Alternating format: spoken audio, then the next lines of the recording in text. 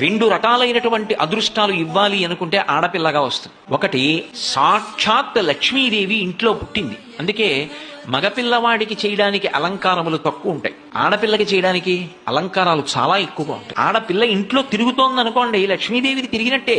ఒకటి, ఆ పిల్ల పుట్టిన వేళ, ఆ పిల్ల తిరిగిన వేళ సాక్షాత్ లక్ష్మీదేవి ఇంటికి వచ్చిందని గుర్తు. రెండు, ఆడపిల్ల పుట్టింది అంటే ఆ పిల్లని ఎక్కడికి చేరుస్తున్నారు? ఎవరో ఓ పేరున్నవాడికి కాదు ఇస్తున్నది, సాక్షాత్ నారాయణ స్వరూపాయ వరాయ.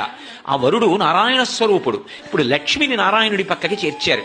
ఆ చేర్చిన కారణం చేత ఏమైంది? 10 తరాలు తర్వాత వచ్చేవి, 10 తరాలు నా ముందున్నవి, నేను ఒక తరం, 21 తరాలు ఉద్ధరింపబడ్డారు, ఉన్నత లోకాలకి వెళ్ళారు. ఏది మగపిల్లవాడి విషయంలో చూపించండి అలా ప్రమాణం. అలా చేయగలడా?